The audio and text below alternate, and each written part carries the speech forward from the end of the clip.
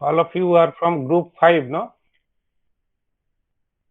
Yes, sir. Yes, yes. Okay. Yes, sir.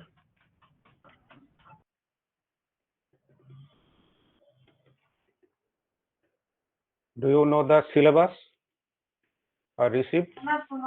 Yes, sir. Yes, sir. Yes, sir. Yes, sir.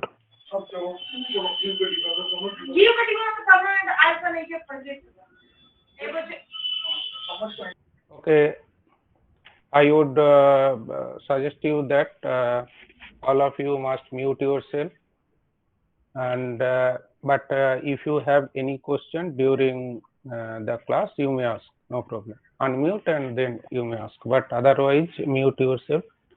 Otherwise, it will be disturbed.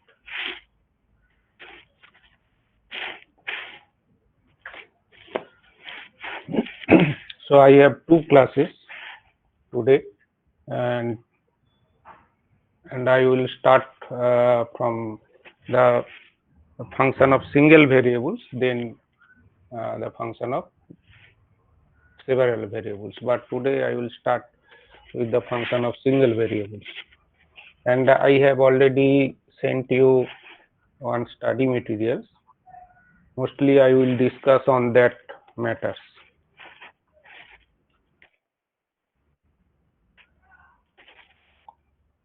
But I think still many of you have not joined. So we will wait for another 5 minutes. Today is the first day.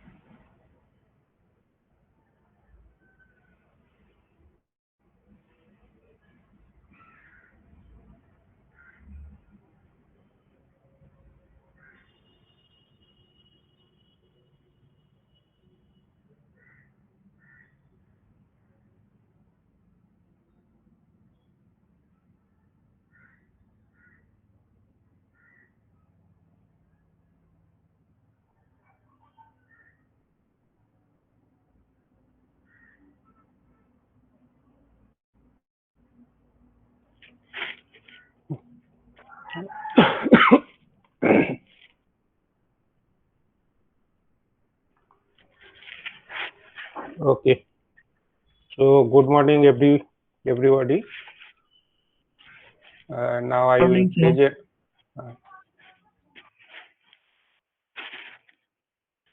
I will present and discuss. Today I am taking the class from my home, so I will present the PDF and I will discuss. If you have any question or if you think that how the next step followed from the previous step or anything, you can ask me, no problem. Just unmute yourself and ask me the question.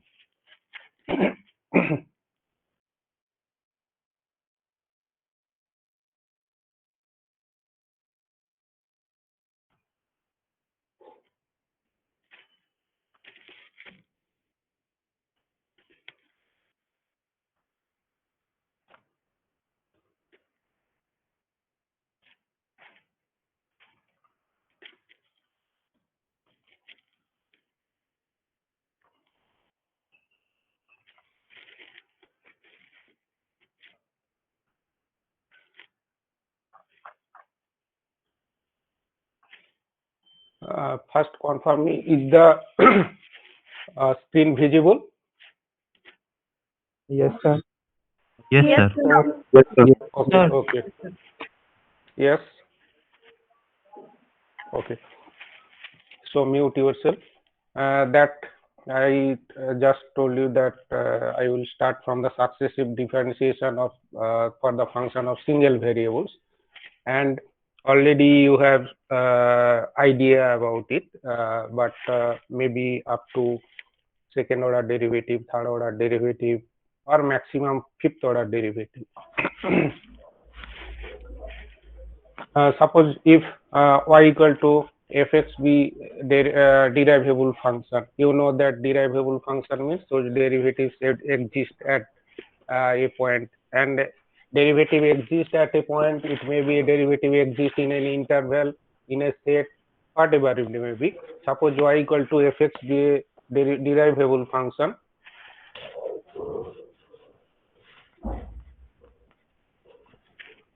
Somebody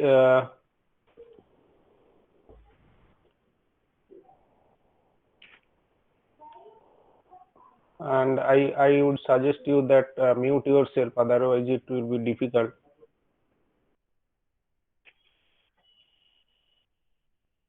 Okay. So if suppose y equal to fx be a given function, a derivable function, its derivative exists, and if you derive after derivative also, it will be a function of x. So if you continue the derivative of the first order, derivative of the second order, you will get the higher order derivative, and those are denoted or expressed as d dx of y, d square y, dx square of y, second order derivative, third order derivative, and in this way we can find the general derivative, nth order derivative of any function. And in this context, before going to the Leibniz theorem, the main theorem of the successive differentiation, some special type of functions, what will be the nth order derivative of those functions, you have to sometimes you have to remember. As you know that derivative of sin x equal to cos x, but how you will get the derivative of sin x equal to cos x? It comes from the definition, but you have remembered that derivative of sin x equal to cos x. E to the power x, derivative of e to the power x equal to a e to the power ex. It comes from the definition, but you have remembered it. Whenever required, you use it, that derivative of sin x equal to cos x, derivative of e to the power x equal to a e to the power x, like that. Similarly, there are some special type of functions that I will discuss. Very simple, not so difficult, simple functions. And what will be the general derivative, nth order derivative? It will be remembered by you. Because in the problem, whenever necessary, you may use directly that the nth order derivative of this function is this. nth order derivative of that function is that, like that. So first one is the simple function y equal to e to the power x, y1 first order derivative a to the power x, y2 a square e to the power x. In that way, yn equal to a to the power n e to the power x. So whenever in your problem you will get e to the power x type function, you can directly use your nth order derivative a n e to the power x. Similarly, suppose here it is ax plus b whole to the power m. What will be the nth order derivative? That is like that. First order derivative, second order derivative. In this way, you can get a sequence from which you can write the nth order derivative of the function. And in general, the nth order derivative of this function is this, but it depends on the different condition. It takes the form like this: yn equal to this, and here in the second case, when m greater than n, in that case what will happen? It takes the form like this, and you know how you will get this one. It is divided by this expression is divided by factorial m minus n, and also it is multiplied in the numerator, and then it will be factorial m, and in the denominator it will be m minus n factorial. So the expression takes the form like that. And you know that if m equal to n, then this m minus n equal to 0, that is x minus x plus b whole to the power 0, 1.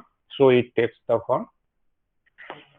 So m equal to n, m equal to n means a to the power n, m factorial. And if m less than n, you know that if a cubic function, if you are taking fourth order derivative, its derivative is 0. So if m less than n, its derivative is 0. So it is better if you remember these expressions, whenever necessary you may use. And if you forget, then you have to again derive, then you have to substitute. That is also no problem, but it will take time. And next two are very important. One is sine function, another is cos function. And first one is sine function. If you take the first derivative, it is of the form a cos ax plus b. Again, it is converted to the sine function, sine pi by 2 plus ax plus b. Again, if you take the second derivative, look at this. It is again cos pi by 2 plus ax plus b, and derivative of ax plus b a square. So a square cos pi by 2 plus ax plus b. Again, that cos function can be converted to sine function like that, 2 into pi by 2 plus ax plus b. That is pi by 2 plus pi by 2 plus ax plus b. So it takes the form a square sine 2 into pi by 2 plus ax plus b. So you are getting a known sequence that if you take the first derivative, then it is a sine 1 into pi by 2 plus ax plus b. Second derivative, a square sine 2 into pi by 2 plus ax plus b. So if it is nth derivative, then yn equal to a to the power n sine n into pi by 2 plus x plus b. But in sometimes it will be happen, not for sine, I am not considering sine or cos, some functions that after first derivative or second derivative you may not get the known sequence, what will happen in the nth derivative. In that case, you have to do more derivatives, maybe third order, fourth order, then you will get a sequence, what will happen for the nth derivative. It depends on the function. But for sine cos, it is only two derivatives is enough to get the nth order derivative. And in that case, if you remember this one, then you can substitute in your problem whenever you will need to need to nth order derivative for a function like sin x plus b. Similarly, look at this, the second function y equal to cos ax plus b. First order derivative y1 equal to minus a sin ax plus b, and it can be written as a cos pi by 2 plus ax plus b, second quadrant, negative. And next, if you derive pi 2, then you will get minus a square sin pi by 2 plus x plus b. Again, that sine function may be converted to cos function, like that, a square cos 2 into pi by 2 plus ax plus b. So from here you are getting a clue that what will be the nth order derivative. Yn equal to a to the power n cos n pi by 2 plus ax plus b. This is the nth order derivative of sin x cos x. 1 by ax plus b. What will be the nth order derivative of 1 by ax plus b? So here the first order derivative is this. Second order derivative is this. Look at this. Here it is minus 1 a ax plus b whole to the power minus 2, that is 1 by ax plus b whole square. Similarly, y2 means minus 1 minus 2, that is minus 1 square 1 into 2 a square x plus b whole to the power minus 3. So 1 into 2 means 2 factorial. Third order derivative minus 1 minus 2 minus 3, that is minus 1 to the power whole cube 1 into 2 into 3 factorial 3 x plus b whole to the power minus 4. So here yn equal to minus 1 to the power n. From here, if you continue, and your nth order derivative will be what? Look at this.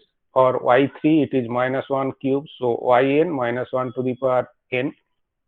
For y3 it is factorial 3, so for nth order derivative factorial n. And for, sorry, there is a mistake, a cube, there in y3 there is a cube, it is not given here, it is a mistake. You will correct in your document.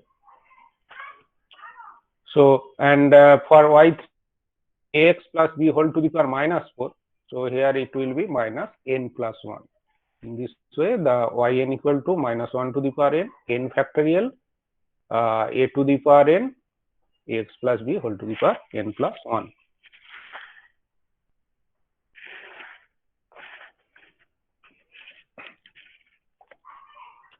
Okay, another very simple known functions. Mainly we are considering the known functions, that is that those functions generally appear in our problem. Log of ax plus b. Log of ax plus b. Here y1 equal to a by ax plus b. Now look at this. Here y1 equal to 1 by a by x plus b. Then it is almost similar to the previous problem, 1 by x plus b. So, but it is y1 after first derivative. So from here also you can use the formula here, or you can derive from here also. And here it is minus 1 to the power n minus 1, because you have started from y1. That's why it is minus 1 to the power n minus 1 factorial a to the power n by x plus b whole to the power n.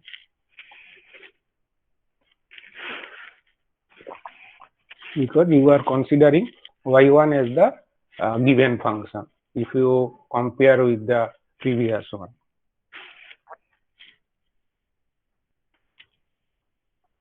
Then you know that some functions appear in this form, e to the power ax into sin bx. In your plus 2 level also you have seen this type of functions, and you have also several results are proved for your in your trigonometry as well as in your calculus. Differentiating successively with respect to x, we get y1 equal to this, It is a product of two functions, so it is this. Now a sin bx and b cos bx, you know that how to express in the form of a sin x plus b cos x into equal to r sin or cos formula. That is, here it is considered at a equal to r cos theta. Similar experience, all of you have similar experience how to convert this function in the form like this.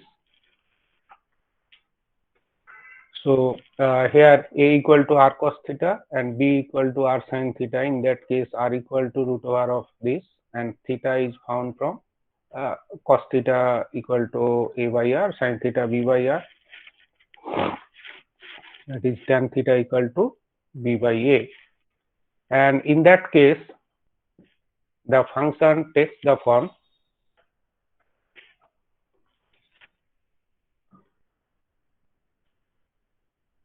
Parekar.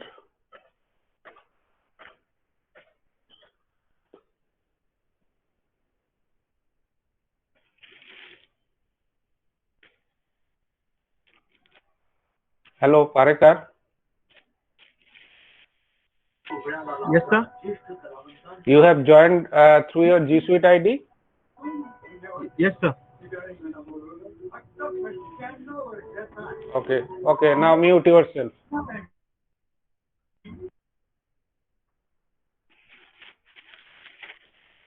Okay. Then in that case, it is the function like this. And similarly, if you find from here y2, then it will be r square e to the power x sin bx plus 2 theta. So from here you are getting a clue, and your nth order derivative will be r to the power n. Second order derivative is r square, so it is r to the power n e to the power x sin bx plus n theta, and theta equal to tan inverse b by a.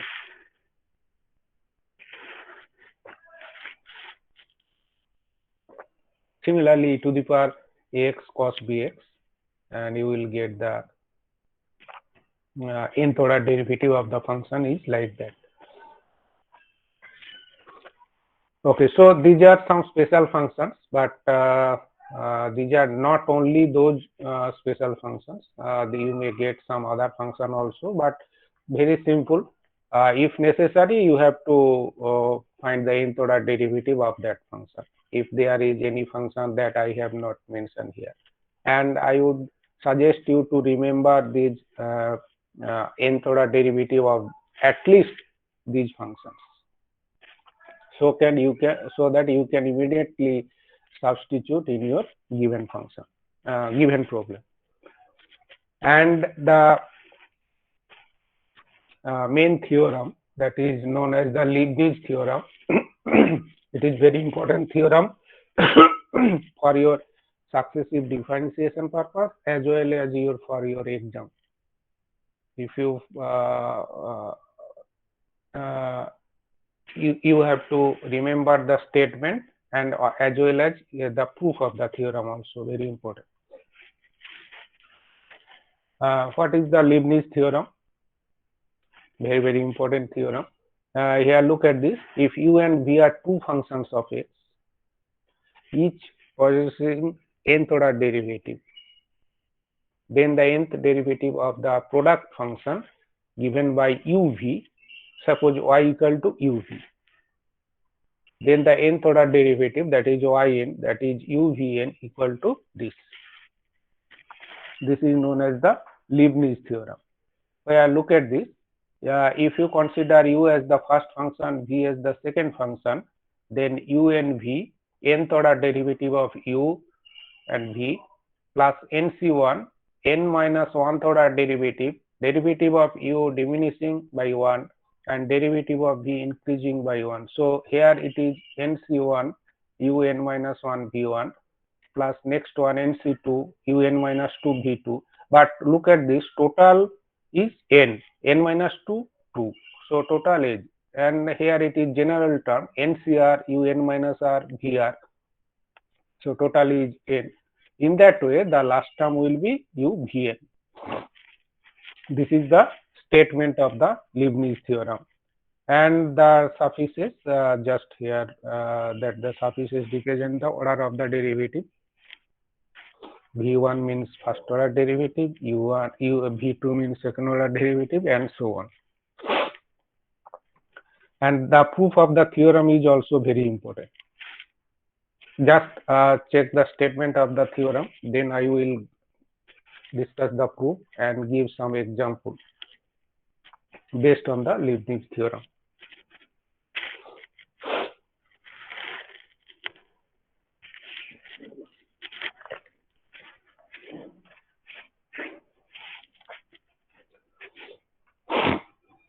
Now you may ask me that which function will consider as the first function and which one will be considered as the second one. Suppose here I have considered u as the first function, v as the second function, and you may consider v as the first function, u as the second function. But it is also, there is no rules for considering first function and second function, but it depends on the function, and that I will discuss during the examples. Which one usually we consider first function, which one usually we will consider the second function. But So we are unable to see the last line due to this Google Meet notification. Please hide it. Which one? Sir, yes, sir. Ignore. Hide, I meant. Sorry. Thank you. Now it is okay? Yes, sir. Okay. Okay, now mute yourself again.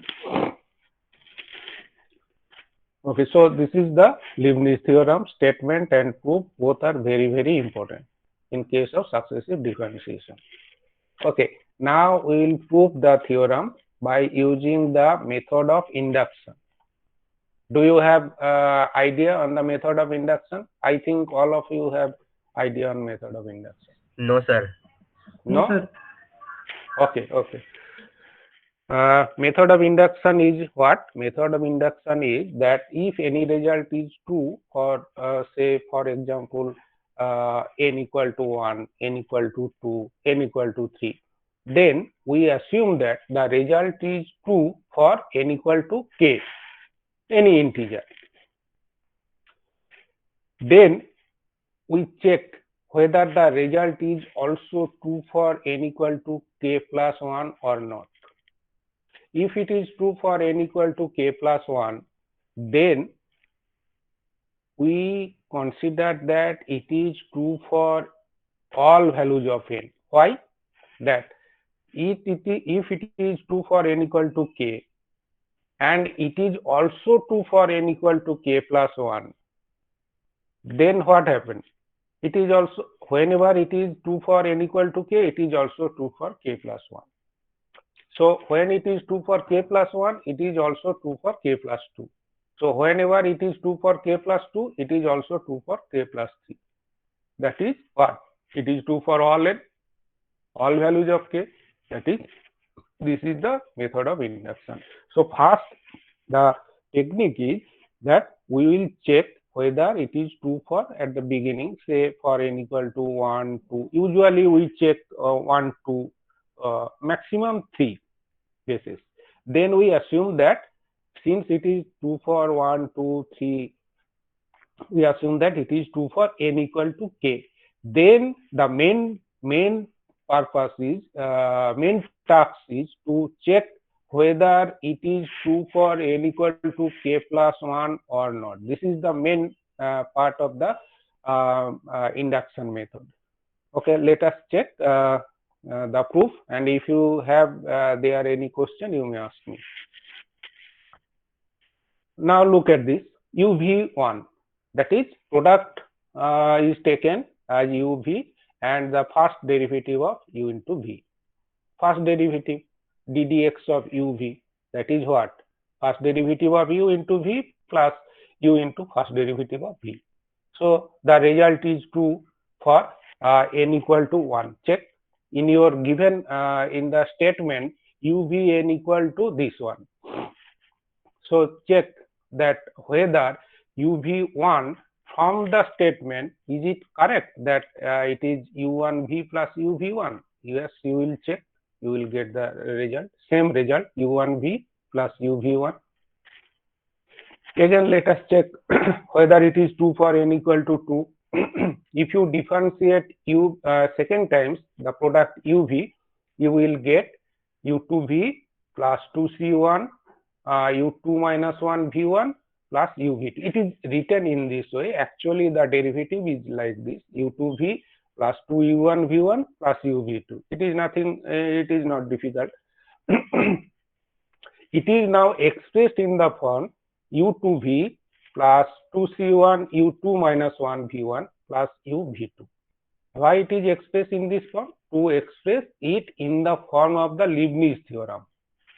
So, if you take the second derivative of the product uv, then you will get the second derivative as like this. Now check whether the second derivative from the Leibniz theorem also the same as you have found from the derivative of uv2. If you check and substitute 2 in the Leibniz theorem, you will get the same formula, uv2 equal to this one. Now again, if you differentiate third order derivative of uv2, then your derivative will be this, and then after simplification we will get the second line, and to express it in the form, in the Leibniz form, it is expressed in this form: u3v 3 equal to 3c1 u2, that is 3 minus 1, u3c2 u3 minus 2 v2 uv3. And if you substitute 3 in the Leibniz theorem, you will also get the same form of the derivative of uv3. So what happened? Thus, we may say that what? That the Leibniz theorem is valid for n equal to 1, 2, 3. And as the method of induction, we assume that the theorem is true for n equal to, say here it is written m. Theorem is true for n equal to m. So if the theorem is true equal to n equal to m, then if you substitute in the equation 1 that uvn equal to this, if you substitute n equal to m, then what will happen? uvm equal to umv, all n will be replaced by m, or n will be replaced by m. Okay, then what you have to actually check? Whether it is true for n equal to m plus 1 or not. This is very important. Now check the next line, n equal to m. So this is the mth order derivative of uvm. Now whether it is true for n equal to m, that's why we differentiate the relation uvm equal to umv plus mc1 um minus 1 v1 and so on, uvm plus dot dot dot plus uvm. Now differentiate these functions both sides with respect to x. If you differentiate these relations with respect to x in both sides, then the left hand side will be uvm plus 1, because already it is mth order derivative. Again, if you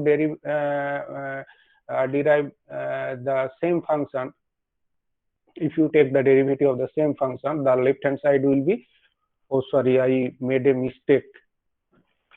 I forgot to recording. You must remind me. Usually I forget to record it, because I will send you the record. If necessary, you may again. Okay, now it is started. Sorry, I forgot to record it.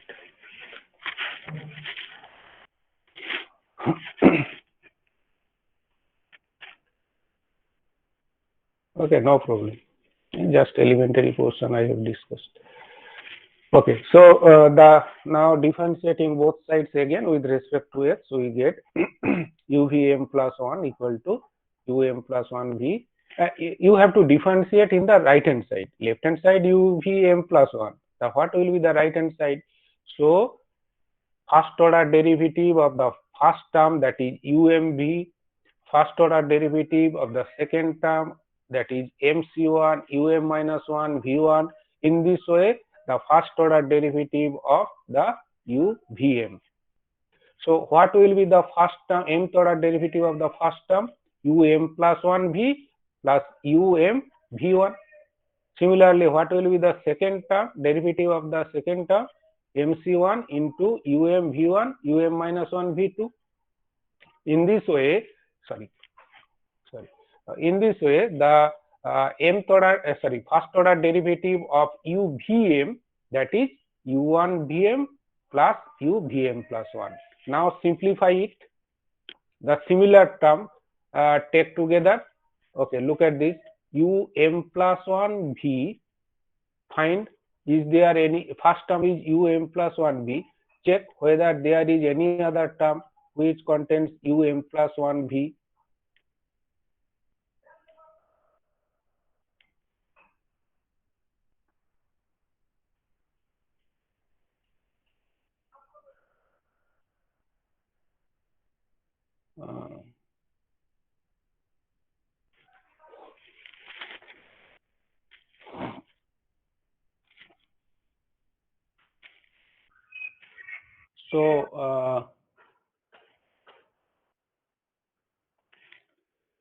I think there is any one mistake probably.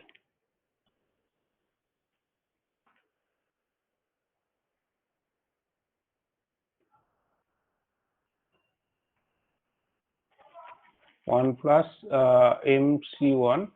There is one plus sign. UMV1. Here it is written as a product. So there is a mistake. So check your note and correct it. Plus 1 V, 1 plus MC1 plus UMV1 probably. Here it is written product UMV1. No. UMV1. Sorry. Yeah, here it is a plus. Plus 1 V plus. So correct it in your document.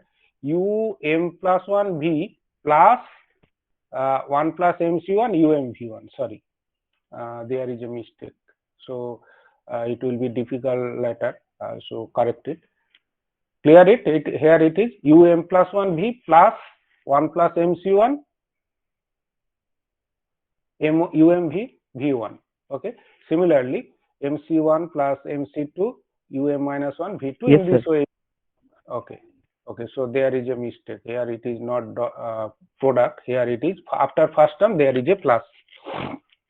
So next you know that after grouping all these terms, similar terms, and then you know in your this relation that MCR minus 1 plus MCR equal to M plus 1 CR. It is a very well known formula.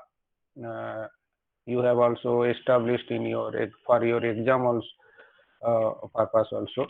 So after using 1 plus, for example, here it is 1 plus MC1 equal to 1 plus M equal to M plus 1 C1, and the general formula is MCR minus 1 plus MCR equal to M plus 1 CR, and substitute in here first in the first group, second group, third group, earth group, everywhere you will get, look at this, M plus 1 V, M plus 1 C1, M plus 1 minus 1. Don't write it as UM. It is written intentionally UM plus 1 minus 1. Actually it is UM, but written because you are actually, it is comparing with M plus 1th derivative. That's why it is written in this way. and m plus 1 C2 u m plus 1 minus 2 V2 plus dot dot dot in this u v plus v m plus 1.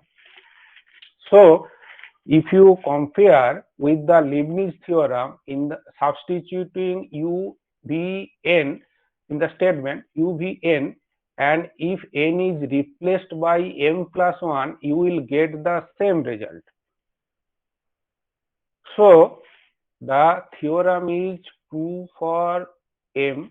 When it is true for m, it is also true for m plus 1. This is the induction theorem. It is also true for m plus 1. Then we can say that the theorem is true for all values of n. Why? Because when it is true for m, it is also true for m plus 1. So when it is true for m plus 1, it is also true for m plus 2. M plus 2 then it is also true m plus 3. That is, it is true for all values of n. That is written in this paragraph. Thus we see that if the theorem 1 is valid for n equal to m, then it is also true for n equal to m plus 1. Hence, the theorem is also true for, it is also already proved that it is true for 1, 2, 3, etc. So, here it is given that if it is true for 3, it is also true for 4. If it is true for 4, it is also true for 5, and so on. So the theorem is true for any positive integral value of n. Any integral positive integral value of.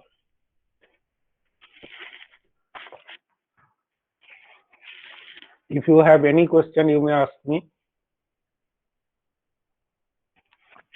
Mainly here it is used the induction theorem. Induction theorem. And whenever you are getting any derivative of the product uv, it compare with the derivative provided in the Leibniz theorem. If it is equal, then it is true for that values of n. So for example, we have considered n equal to 2, n equal to 3. Then we have taken it is true for n equal to m, and proved the part true for n equal to m plus 1. This is the main part of the theorem. So it is true for all values of n, and hence the Leibniz theorem is proved. Okay, you will read it, and if you have any queries, not only today, the next day also you may ask me, no problem. Okay, next one is sorry. Y equal to x cube cos x, find yn. It is an example. Now it is a product of two functions, and already you are not just today I have discussed, not ever. Already I have discussed Leibniz theorem. So in some problem, if Leibniz theorem, if the problem in the question mentioned that using Leibniz theorem, you must have to use Leibniz theorem, even if it is a simple problem and you can derive it by first order, second order, third order derivative. Suppose a product of two functions is given and question is you have to find the third order derivative. Then you can do it without using Leibniz theorem. But if it is mentioned that you have to use Leibniz theorem, using Leibniz theorem, then you have to use the Leibniz theorem. Remember this. Okay, now come to the given problem. Y equal to x cube cos x and find yn. Here actually you have to find the nth order derivative. Now look at this. Here u is taken as the first function as cos x, and v is taken as the second function which is x cube. Actually given problem, look at this, x cube is the first function and cos x is the second function. But in your when you are intend to find the nth order derivative of the product these two functions, then you are actually considering cos x as the first function and x cube as the sine function. X cube function. Why? Because x cube, you don't know the nth order derivative. You don't know the value n. What is n? Its value is 1, its value is 2, its value is 3, or what? That's why it is taken x cube as the second function. So whenever you are considering the nth derivative of cos x, already it is, I have already told you that you have to remember this. What will be the nth order derivative of cos x? What will be the nth order derivative of sin x? So first you will write the Leibniz theorem, and here you will must mention that Leibniz theorem. By Leibniz theorem, nth order derivative yn, that is uvn equal to this. First you will write this one. Even if you made some mistake in your next calculation, at least you will get some marks that you know the Leibniz theorem and you have written it correctly. So you must first write the Leibniz theorem. Then come to the nth order derivative of cos x, cos n pi by 2 plus x, and v equal to x cube. nc1, un minus 1, n minus 1th derivative of cos x, and v1 means minus sin x.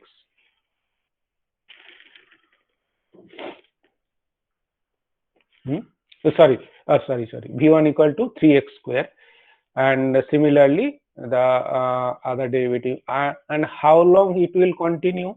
You know that the second function is x cube. When you are taking fourth order derivative of the v, then it is 0. So up to, look at here, it is considered that nc3 un minus 3 v3 up to you will get this one, because next one is nc4 un minus 4 v4, that is 0. So you don't have to write the other terms, only you will finish here nc3 v un minus 3, that is cos n minus 3 into pi by 2 plus x, and v3, that is v3 equal to third order derivative of x cube. So this is one example. And Sir? Yes. Sir, is Leibniz theorem applicable to only product form of two functions? Yes. Okay, sir. Now you may consider that suppose there is a function y equal to u by v. Suppose, for example, u by v. Then, if you would like to use the Leibniz theorem, then you have to consider what? U as one function, and 1 by v, that is the second function, and u into 1 by v. You have to consider it is a product of two functions. One is u, other is 1 by v. It is another function, that 1 by v is considered to be as w, another function. Then you can consider it is a product of two functions, but you cannot use it for u by v form. Okay, only Leibniz theorem can be applied for the product of two functions. Remember this. Okay, sir. Okay. So now, as per our routine, you may take 10 minutes break. Then again we will start. Okay, we have today yes. Sir, should we give attendance in the chat? No, not required. I will arrange some other way. Not required to give your attendance in the chat. And today we have start late, so take 5-6 minutes. We will start again at 10.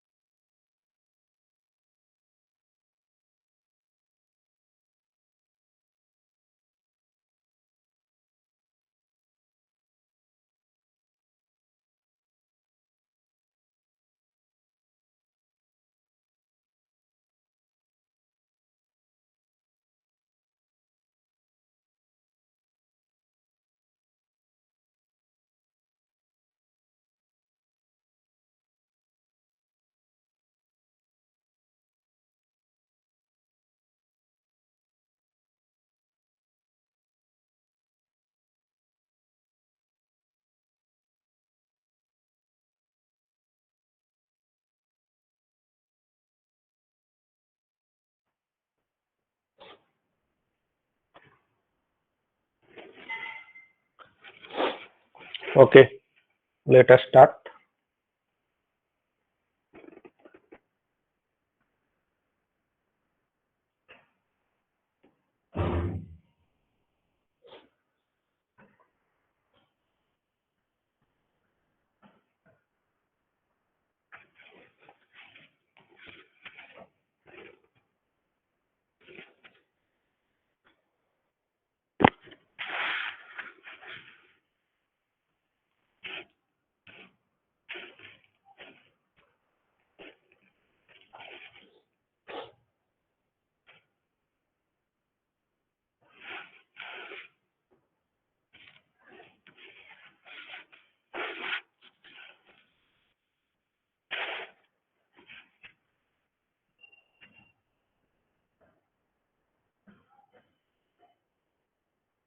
Are you ready?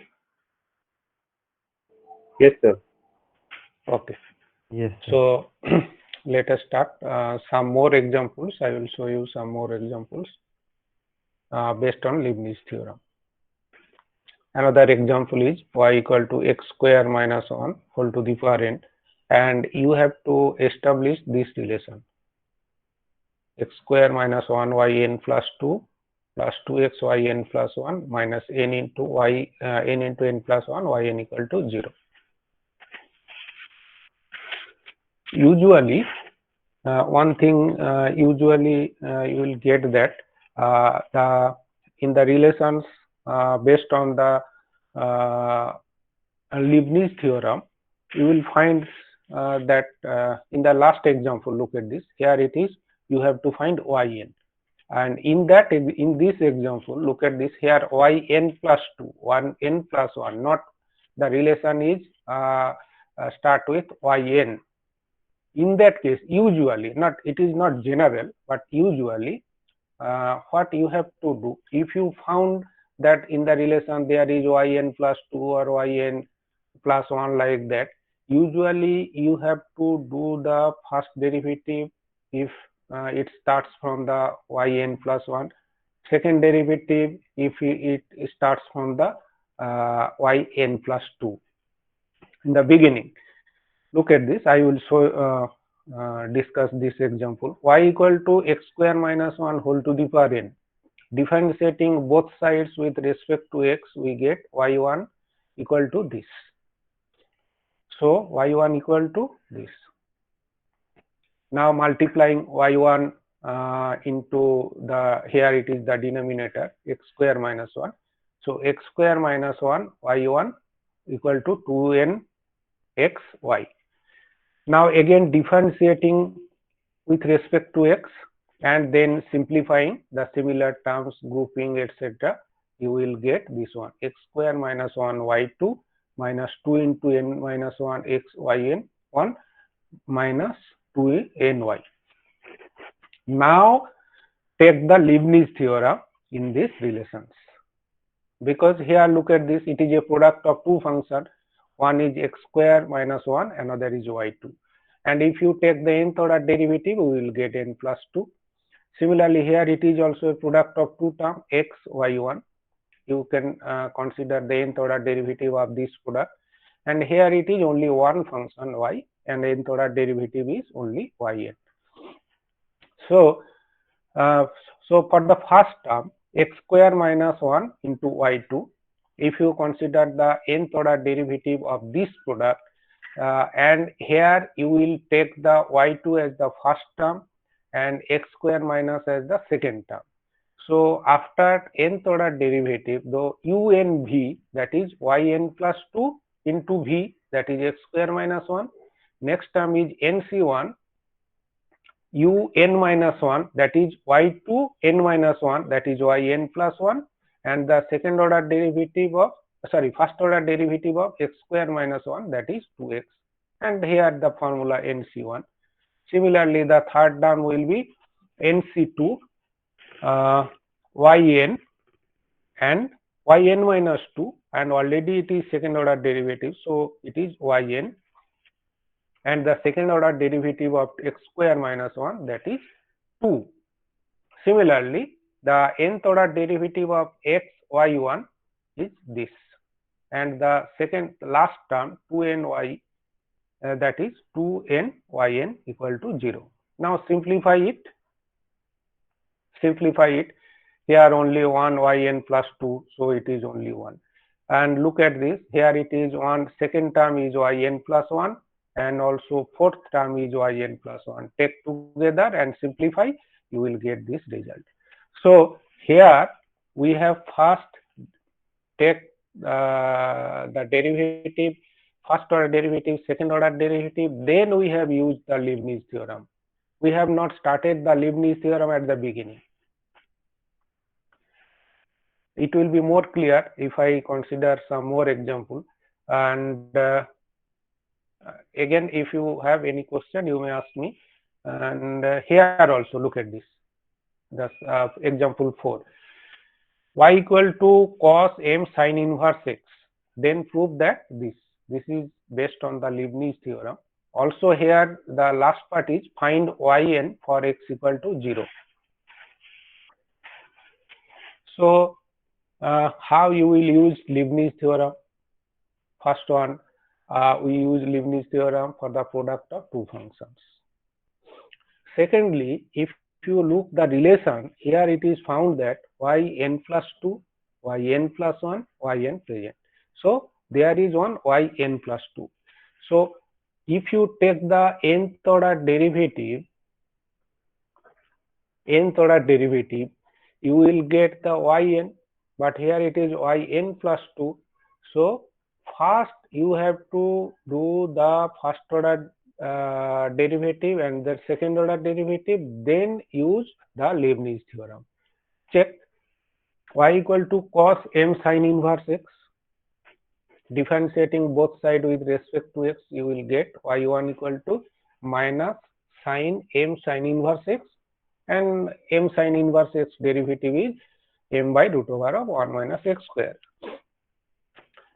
Now 1 by x root over of 1 minus x square is taken with y1, and the right hand side will be sin square m sin inverse x, and it is m square. And your given problem is y equal to cos m sin inverse x, but here it is m sin square m sin inverse. It is considered as 1 minus cos m sin inverse x. So in that case, you can substitute here y. So all of your inverse trigonometric functions are eliminated. Now differentiate this function again with respect to x. So you will get this relation, and simplification. After simplification, you will get 1 minus x square into y2 minus x y1 plus m square y.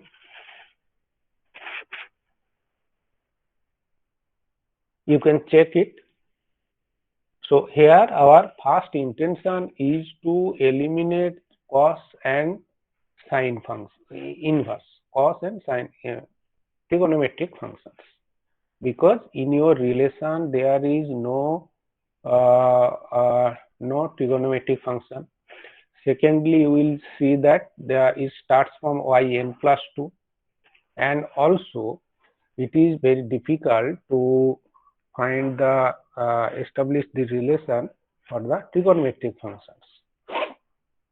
Now the final result is after second derivative, derivative of the relations again with respect to x, you will get 1 minus x square y2 minus x y1 plus m square y. Now it is very easy.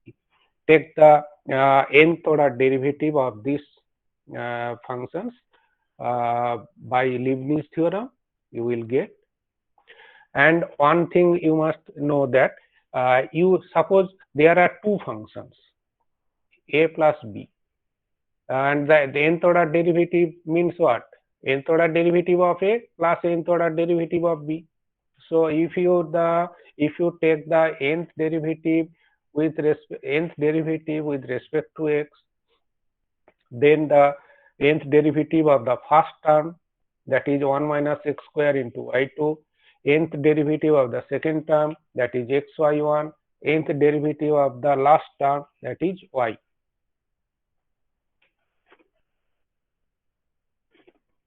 Now again consider y2 as the first function, that is u, 1 minus x square as the second function, that is v. So nth order derivative means yn plus 2 into 1 minus x square. Next term is nc1 minus 2x into yn plus 1, and similarly the third term. Next term will be 0 because second order, it is second order term, so third order derivative is 0. Similarly, if you consider the nth order derivative of x y1, then you will get the terms in the second bracket, x yn plus 1 plus nc1 1 yn. Similarly, the nth order derivative of the last term, that is m square yn. Now simplify it. Simplify. How you will simplify? Find the yn plus 2 together, find the yn plus 1 together, find the yn together, and then you will get the relation which is given in your problem. So the relation is established using Leibniz theorem. But here one more part, that is you have to find yn at x equal to 0.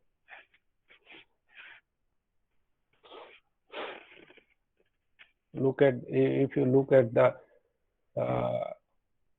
problem, find yn for x equal to 0. At x equal to 0, you have to find yn.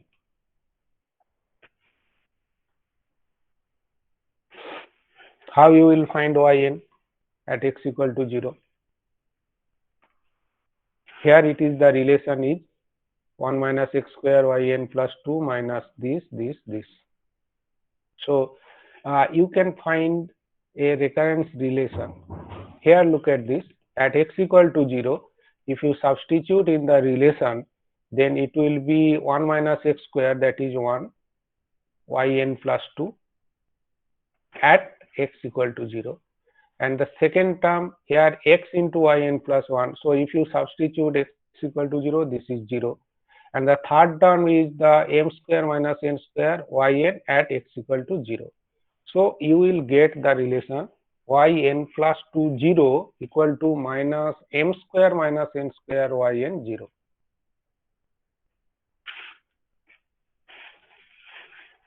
But it is not yn. You have to find yn. So here, replacing n by n minus 2, we will get what? Yn 0 left hand side, and right hand side will be minus m square minus n minus 2 whole square yn minus 2 at x equal to 0. So if yn equal to this, so you can find also yn minus 2. Yn minus 2 means it will be obtained by replacing n by n minus 2. So yn 0 equal to this. Again, if you substitute here yn minus 2 0, then you will get yn 0 some terms into yn minus 4 0. Similarly, yn minus 4 0 equal to something into yn minus 6 0. And substituting yn minus 4, you will get yn 0 equal to minus something into something into something into yn minus 6 0. You have to check it. But where it will stop? Where it will stop? If n is even, then it will stop somewhere. If n is odd, then it will stop somewhere. Suppose if it is say for example n equal to 10, then y10 equal to something into y8. Again, if you replaced y8, then it will be y10 equal to something into y6. Again, if you replace y6, then it will be what? y10 equal to something into something into something into y4. then y2, then y0, but no need to y0. If I can find y2, when the last term will be y2, here it is, look at this, y2 0 equal to minus m square. How you will get y2 0 at minus m equal to minus m square? Come to this relation. 1 minus x square into y2 minus xy1 plus m square y0. Here, from here, if you substitute x equal to 0, you can get y2 at x equal to 0. And what is y0? And everything after substituting, you will get y2 0 equal to minus m square. So yn 0 equal to like this, minus m square into 2 square minus m square into 4 square minus m square dot dot dot n minus 2 whole square minus m square into y2 0, that is minus m square. Similarly, if it is n is odd, then the last term will be y1, that is if it starts from, say, for example, 9, next one is 7, next one is 5, next one is 3, next one is 1, and y1 0, as it is evaluated here, y1 0 equal to 0. So yn 0 equal to 0 when n is odd, and yn 0 equal to minus m square into 2 square minus m square into this dot dot dot this, it is for n equal to even, n is even. So yn 0, that is nth order derivative of the function at x equal to 0 also can be obtained from the functional relation that is established by using Leibniz theorem. If you have any question, you may ask me, because this yn 0 evaluation yn 0 is the first example I have solved here.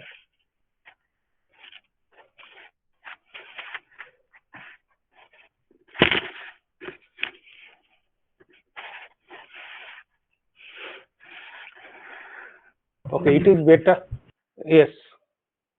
Sir, could you explain y10 and y0 and y20 how you reached that? Okay. Yes, sir. Okay. y10, y0 and y20. Okay. So y0 can be obtained from the relation y equal to cos m sin inverse x. Okay.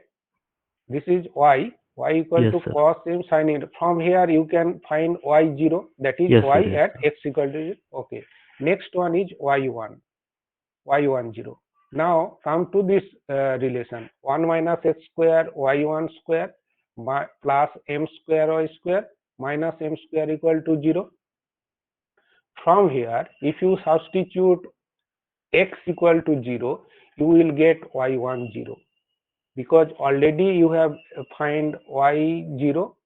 If you substitute here y0 and x0, y0 means y at x equal to 0, you will find y1 at x equal to 0.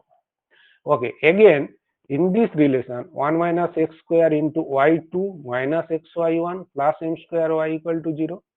In here, if you substitute x equal to 0, again you will get y2 at x equal to 0 from this relation. Yes, sir, understood. Okay. Thank you, sir. Okay. Again, you have to practice, and if you solve 1 or 2 examples by yourself, then it will be very much clear to you. No problem. Still, if you have any question, you may ask me in the next class. Okay. Next, sorry. This is another example. Y equal to tan inverse x. And you have to here prove that 1 plus x square yn plus 1, 2nx yn plus n into n minus 1 yn minus 1 0. Here you can find that here it starts from yn plus 1, not yn, not n plus 2. So yn plus 1 means usually, I told you that usually we use what, but it is not the rules. Whenever you will find that it starts from yn plus 2, usually we take the first derivative relation, second derivative relation, then we use the Leibniz theorem. Whenever it is first order derivative, whenever it starts from the nth order n plus 1th order derivative, usually we take the first order derivative from the given function and get a relation, then we use the Leibniz theorem. Here look at this, here it is starts from yn plus 1 in the relation. So here also you have to find yn0, means nth order derivative at x equal to 0. That is the later I will discuss it. So yn plus 1. So first, if you differentiate y equal to tan inverse x, its first derivative is y1 equal to 1 by 1 plus x square. So its relation becomes 1 plus x square into y1 equal to 1. Next, you may use the Leibniz theorem in this relation.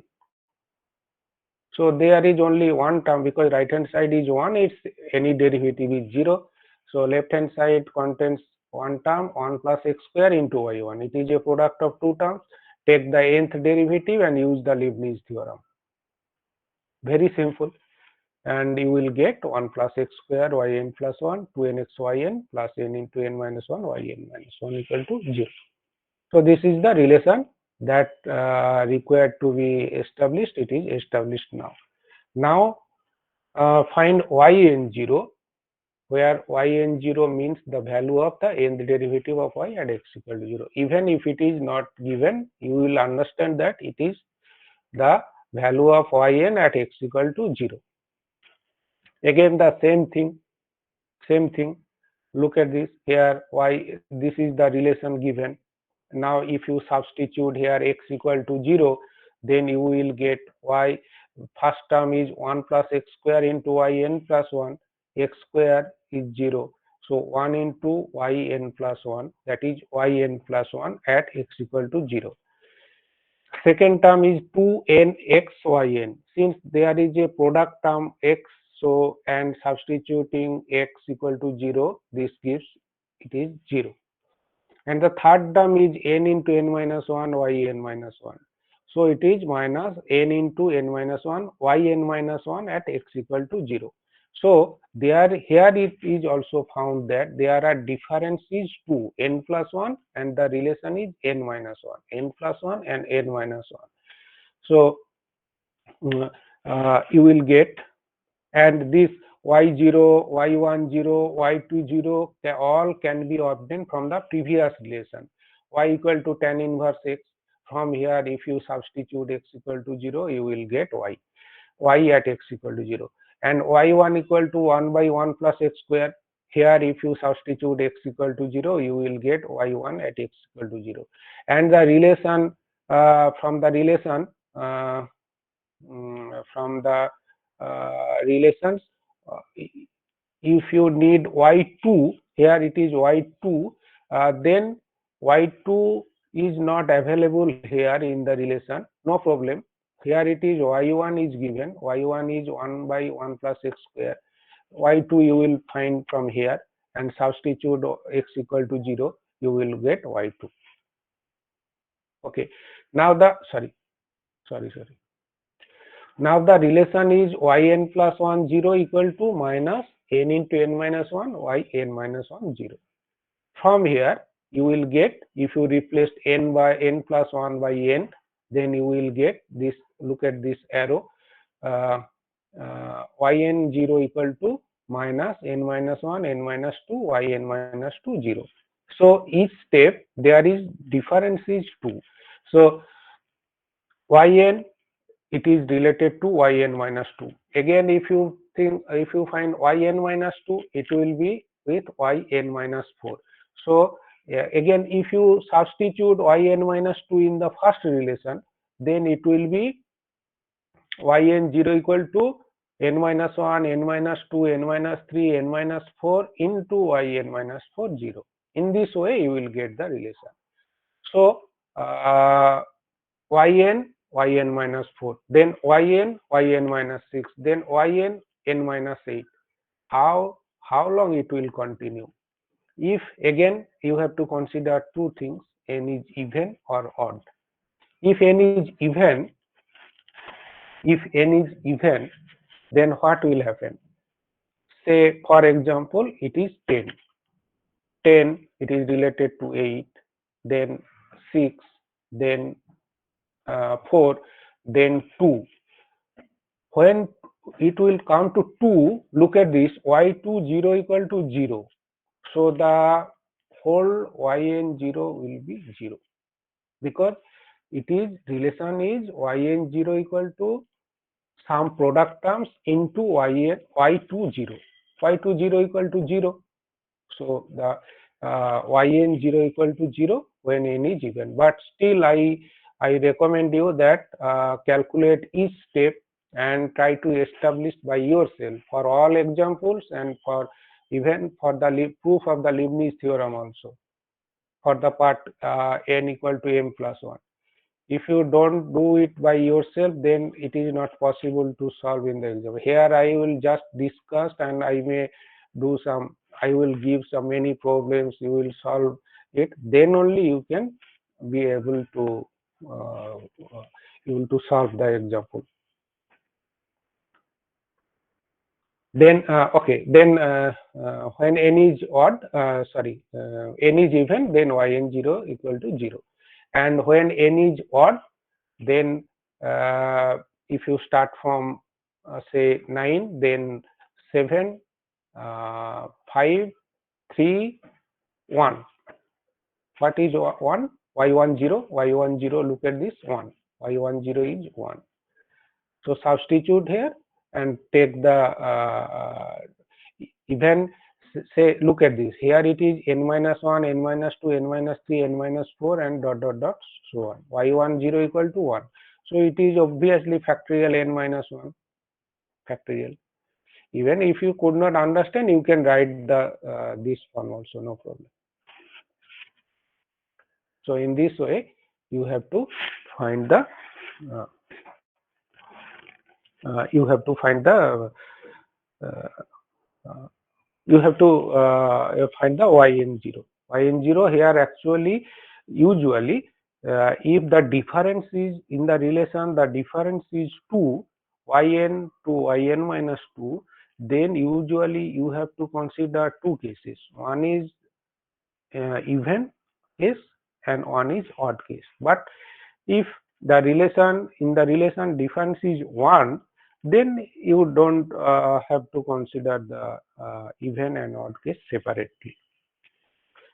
Say yn plus 1 related to yn, then whatever it will start from, say for example, if it is start from 9, then it will also end at 1, and if it is start from 10, then also it will end at 1. So you don't have to consider two different cases for when the differences are 1.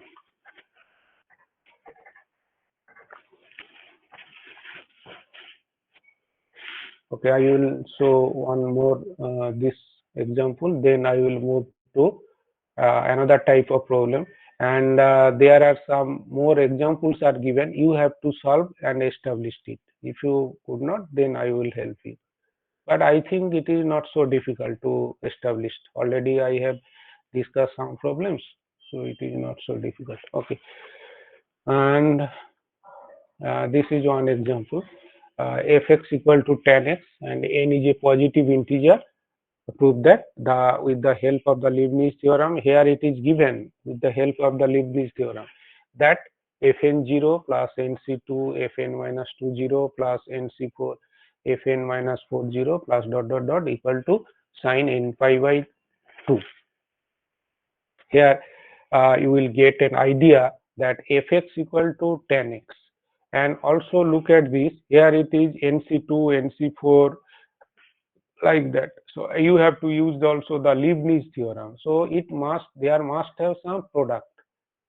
So it is written in this form: tan x equal to cos sin x by cos x, and this cos x is taken with fx. So left hand side is fx cos x, right hand side is sin x. Now consider the nth derivative and use the Leibniz theorem. Left hand side is like this: fn x cos x nc1 n minus fn minus 1 cos x minus sin x nc2 fn minus 2x minus sin x, and so on. And the right hand side is sin x, nth derivative already you know that it is the nth derivative of some special functions that I have discussed in the beginning, sin n pi by 2 plus x. Okay, it is clear. Now it is given that fn 0, fn minus 2 0, that is you have to obtain the result that x equal to 0. Now if you substitute x equal to 0, you will get the result. No problem. Hence it is established. The only trick is the tan x to be divided as sin x by cos x, and cos x is to be considered with fx together, and then Leibniz theorem. And after that substitute x equal to 0 as 0 as it is already given in the relation that fn 0, that is you have to find the value that x equal to 0. Similarly, some more examples are also given. Some problems you may start the you may apply the Leibniz theorem at the beginning. In some problems you have to go little away, then you have to use the Leibniz theorem. And some problems you have to some adjustment needed at the beginning, then you have to use the Leibniz theorem. And usually whenever you will find you need to find the yn 0, then take the relation whether it is the differences in the reconciliation is 2 or 1. If it is 2, then you have to consider odd and even case separately, and if it is difference is 1, then it is okay. It is no need to consider the odd and even cases separately. But you will get idea if you solve these examples. Not so difficult, but you have to practice.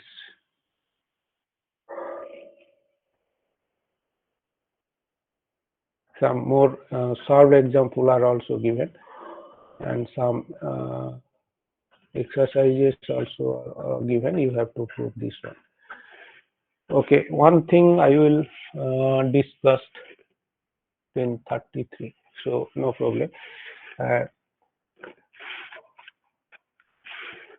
Expansion of functions. Next part is the expansion. This is also the function of single variables. Expansion of functions.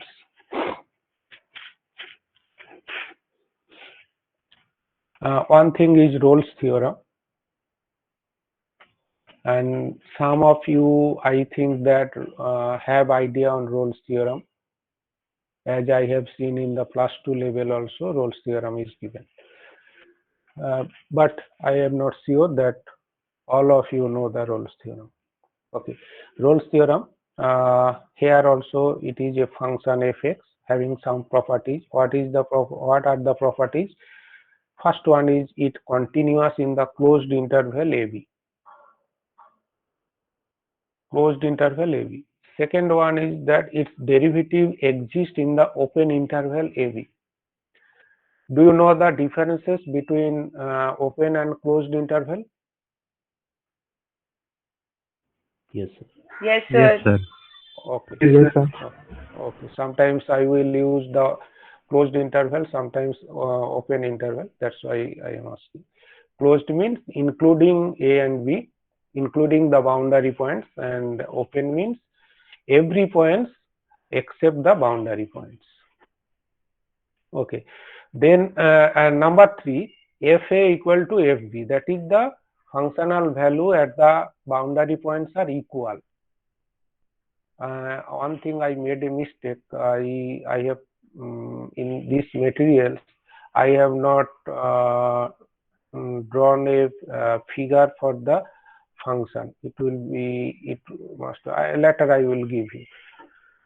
but in this materials I have not provided. It is on my mistake. Fa equal to Fb. If these three conditions are satisfied, then there exists at least one value of x. Say here it is taken as xi between a and b, not the boundary points, excluding boundary point, lies between a and b, such that the derivative at that point is 0. So what is the statement of the Rolle's theorem? That if there exists a function having the properties, number one, continuous in the closed interval AB, derivative exists in the open interval AB, and the functional value at the end points of the interval are equal, then there exists at least one, there may be more, at least one where the derivative is 0, that is f dash, here it is taken f dash xi equal to derivative at that point is 0. Could you tell me derivative at that point 0 means what?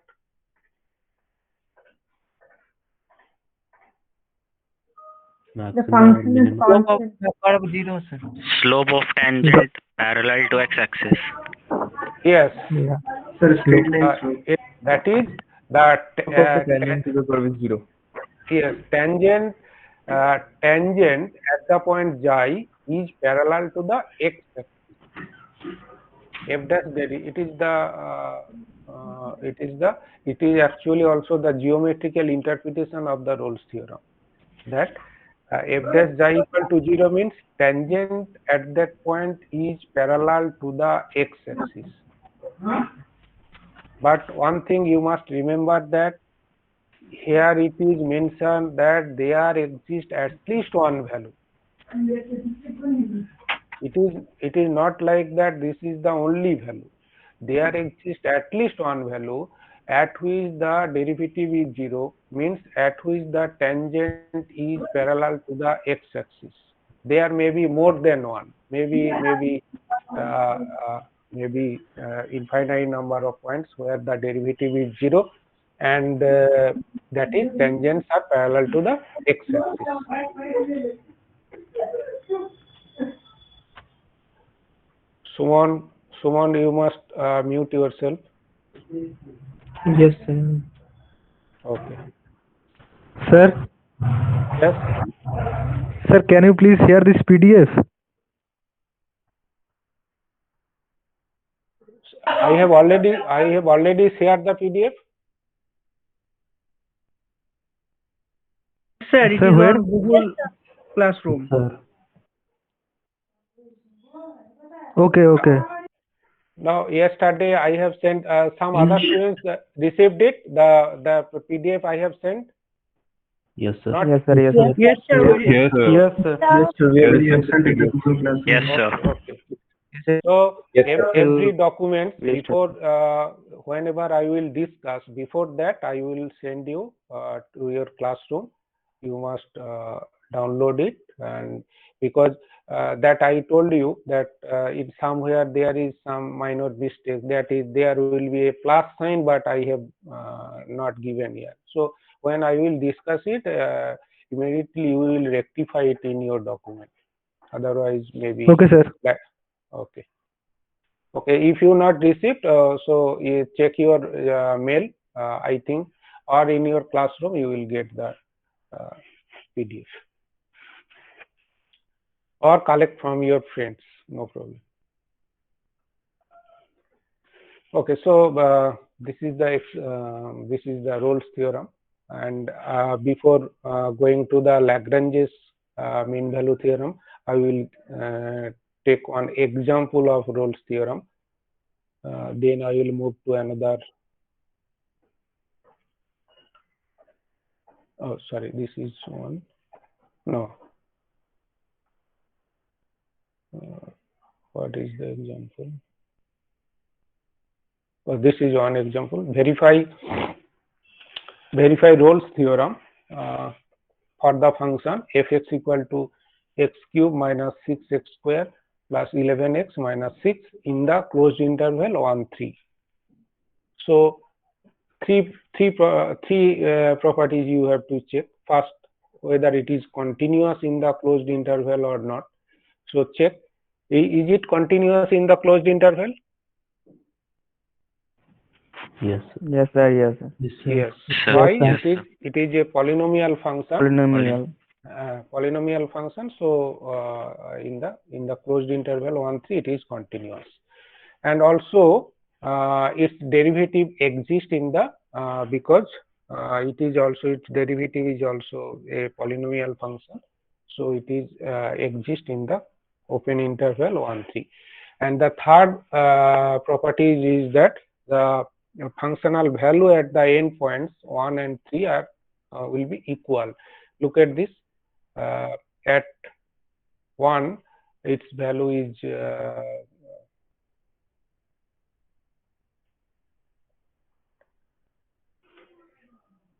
at 1, Zero. its value is what? 0, 0. 0? Oh, Yes, 0. sir. Yes. 0. It's 0. F1 And, equal to F3 equal to 0. 0. Okay. So so all the three properties are satisfied. Hence, Rolle's theorem applicable. And f dash xi equal to 0. That is its derivative at here it is taken c. Okay, no problem.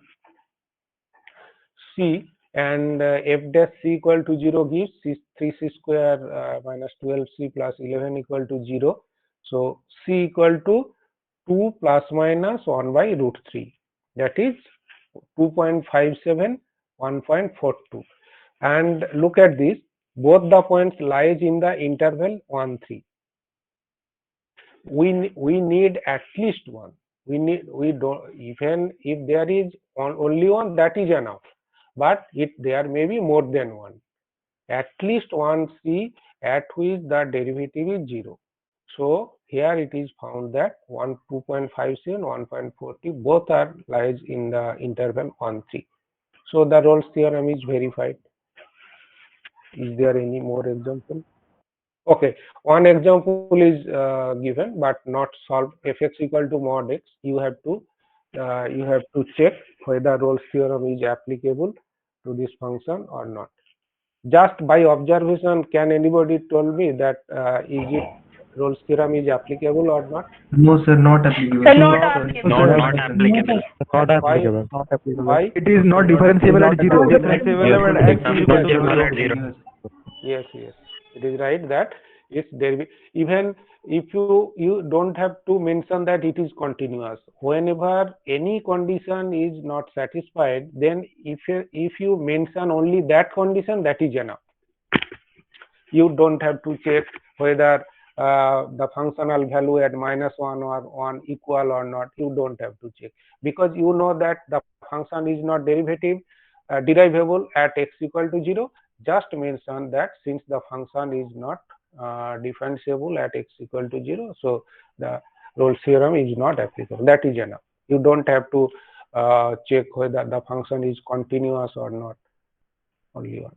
But whenever it will be verified, then you have to check all the properties, and also you have to show that there exists a value in the given interval where the functional value is 0. Derivative is 0. Sorry. Okay, so later I may give some more example. Okay, actually it is not given in sequence. So we will discuss Rolle's theorem first, that I have discussed, then the Lagrange's mean value theorem, then we will move to the Taylor's theorem. Taylor's theorem with remainder and infinite series, both we will discuss later. It will take time. So today I will give you the next theorem, that is mean value, Lagrange's mean value theorem. It is also very important. Here the function fx be a real valued function of x, and it is First one is continuous in the closed interval. Second one is the derivative exists in the open interval. But in the Rolle's theorem, the third property was that Fa equal to Fb, but not given here. Only the first two conditions satisfied. Then there exists at least one value of x, say C, lies between A and B such that this relation holds. F dash C equal to Fb minus Fa by B minus A. This is the Lagrange's mean value theorem. If it is mentioned that state the Lagrange's mean value theorem, then this is the statement. And if state and proof, then I will show you the proof, how you will prove this one. And if the question is derive Lagrange Rolle's theorem from the Lagrange's mean value theorem, very simple. Look at this. If the third property Fa equal to Fb holds, then in the denominator, look at this, sorry, in the numerator, Fb minus Fa. So Fa, Fb equal means this is 0, that is F dash C equal to 0. So you can also derive the Rolle's theorem from the Lagrange's mean value theorem. Okay, how we will prove this theorem using Rolle's theorem. Look at this. Here the function fx is given. We will construct another function, that is phi x equal to fx plus x. Do you have another class after this class? Yes, sir, English class. Yes, sir, English. Yes, sir, English class. Yes, we do have an English class. Okay, so within 2 minutes I will finish it. Let us consider a function phi x equal to fx plus ax, where a is a constant, and this new function only fx was given. We have now constructed another function based on the given function. This new function phi x is such that there is a constant a. We will choose this constant in such a way that phi a equal to phi b. So phi a equal to phi b means fa plus capital A into small a equal to fb plus capital A into fb, and from this we can derive that capital A equal to fb minus fa by a minus b. So if in the new function we choose capital A as fb minus fa by a minus b, then phi a equal to phi b. Okay, now look at this. Phi a is continuous in the closed interval. Why? Because fx is continuous and x is a polynomial function, it is also continuous. Phi dash x exists in the open interval. Why? Because f dash x exists in the open interval, already given, and ax, its derivative is a. It is also its derivative x derivatives exist in the open interval. And now we have chosen capital A in such a way that f phi a equal to phi b. So all the three conditions of Rolle's theorem are satisfied. And as per statement of the Rolle's theorem, there exists a value c between a and b such that phi dash c equal to 0. So phi dash c equal to 0 means fc plus a equal to 0 given in 4. So a equal to what? Minus f dash c. So now equating 3 and 4, we will get the Lagrange's mean value theorem. F dash c equal to fb minus fa by b minus c. Okay, that's all. You have another class. You may leave. Thank you, sir. Again, next Wednesday. Thank you, sir. Thank you. Thank you, sir. Thank you, sir. Thank you, Thank sir. you, sir. Hmm. Thank you, sir. Okay.